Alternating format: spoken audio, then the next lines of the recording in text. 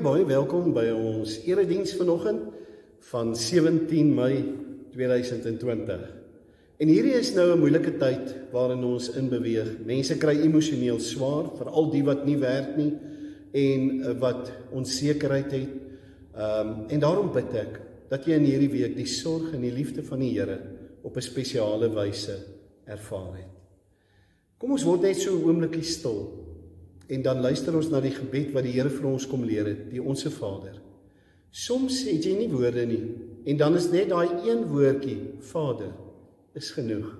So daar waar jy sit, terwyl hierdie musiek speel, maak jou oë toe, en dan sê jy net, Vader, die Here is by jou. Kom ons luister daarna.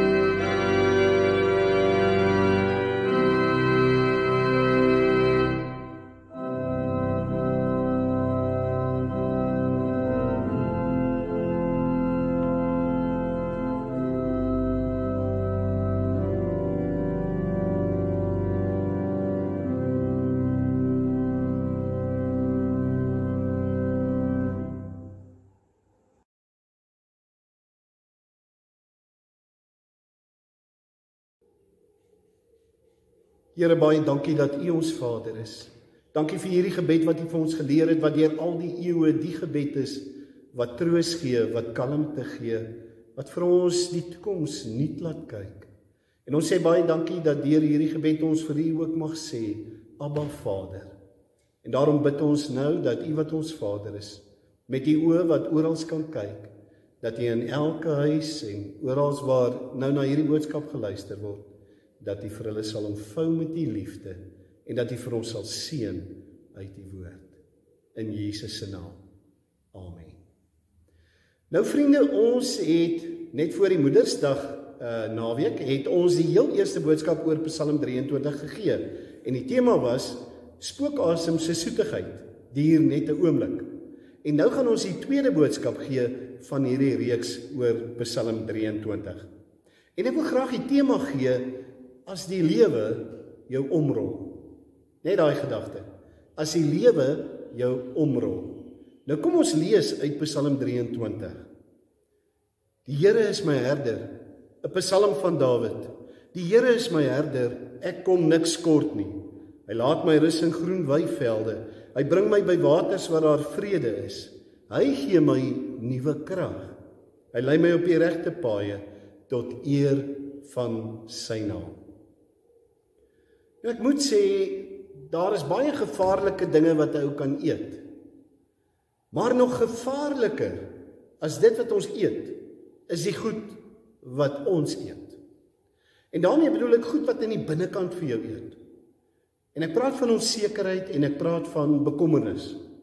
En dit is hoekom meer as die helfte van die mense in hierdie wêreld sukkel om gereeld te slaap. En daarom moet baie mense vanaand voordat hulle gaan slaap, moet hulle eers 'n pilletjie neem, sodat hulle net rustigheid kan hê. Skape is diere wat nie maklik slaap nie. As hulle die geluide van wilde diere hoor, sal hulle nie slaap nie.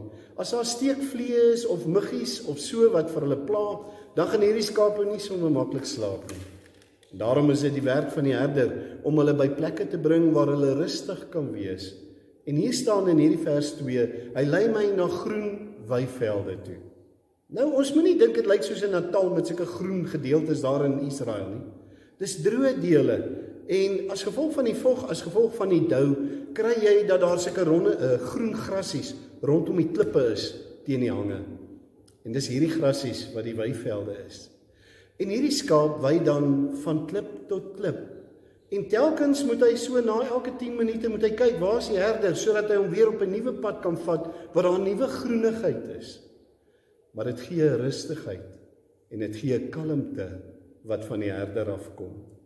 Hierdie tyd waarin ons ingegaan het van inperking, was 'n tyd van rustiging wees, van 'n tyd waarin ons na onsself kon kyk, is 'n tyd waarin ons, soos wat die Bybel sê in Psalm 46 vers 10, bedaar en wees stil en erken dat ek God is.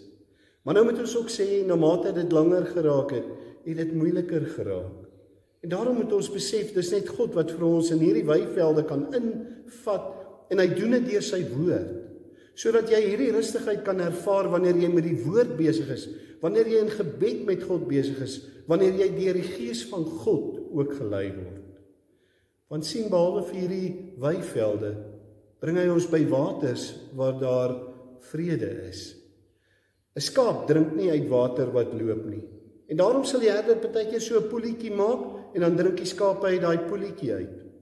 In Jeremia 2 lees ek hoe dat die volk van Israel hulle eie poele gemaak het. Hoe dat hulle partykeer uit waterbakke gemaak het en hierdie waterbakke het gekraak.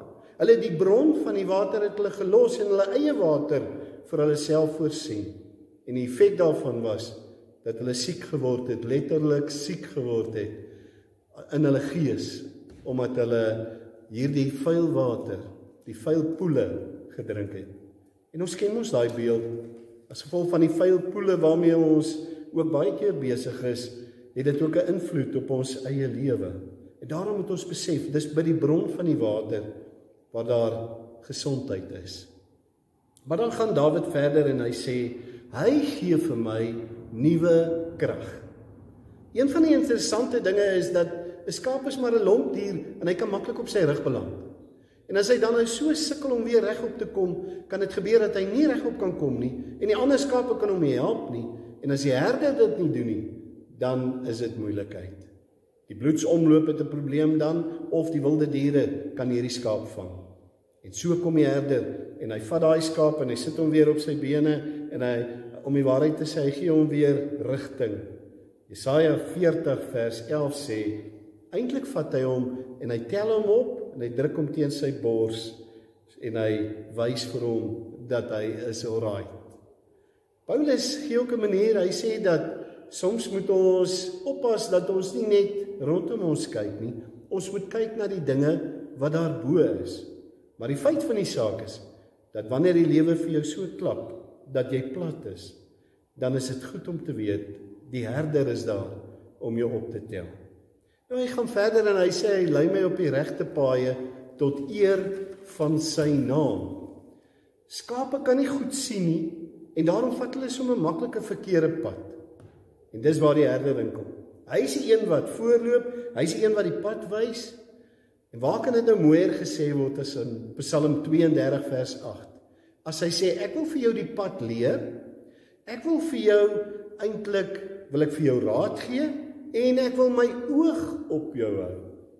God sê nie om op jou te spioneer nie, maar om vir jou te wys, ek gee om vir jou. En dis juis in hierdie tye, wat hy die regte pad wil wys, wat hy vir jou en vir my, rondom sekere besluite wat ons moet maak, wat hy vir ons leiding wil gee.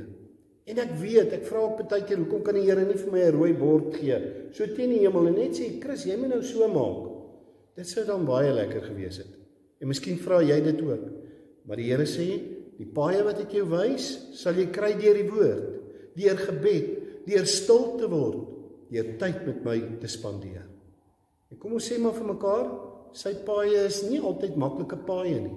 Sy paaie is nie altyd die mooi paaie nie, is nie altyd die highways nie. Dis baie keer die kronkelpaadjies, dis baie keer die moeilike paaie, maar dit bring ons by die regte bestemming uit. Want hy is die Alfa en die Omega. En daarom sê die versie dan verder, en hy lei ons op die regte paaie tot eer van sy naam. Geen skildery kry iewers die eer nie. Dis die skilder wat die eer kry. Geen skalpel kry die eer nie. Dis die dokter wat die operasie gedoen het, wat die eer kry. Natuurlik God wat hom help, maar julle verstaan wat ek bedoel. Die eer kom die herder toe. En daarom sê Paulus, in sy hele lewe wil hy nooit vir homself eer gee nie, maar wil hy al die eer aan die Here God ook gee. Het ons al daaraan gedink dat juis in hierdie tyd, maak nie saak hoe moeilik dit gaan nie, ons eer vir God moet gee. Ek wil afsluit.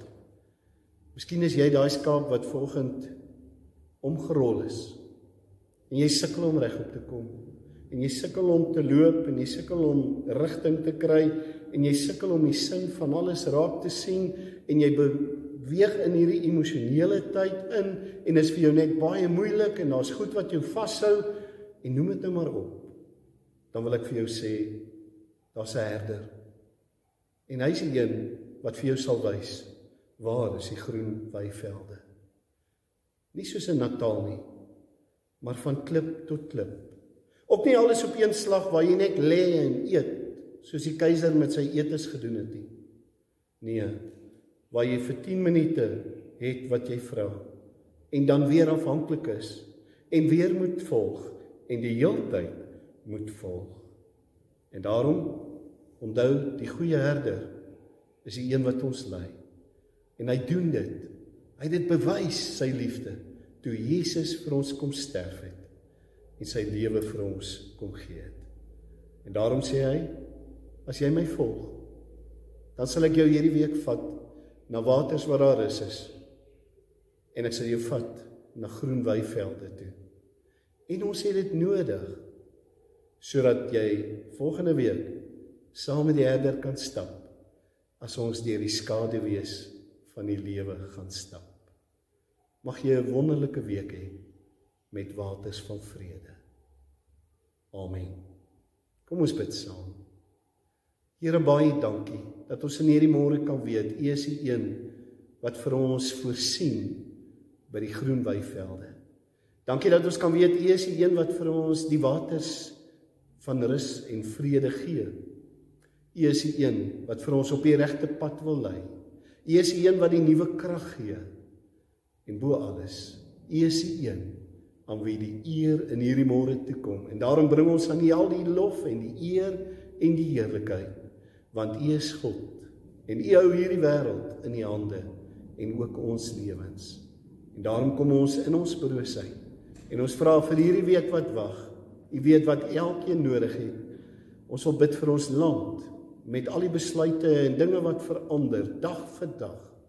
Here, ons bid vir ons mense, maar ons bid nie net vir gesondheid nie, ons bid vir geestelike gesondheid.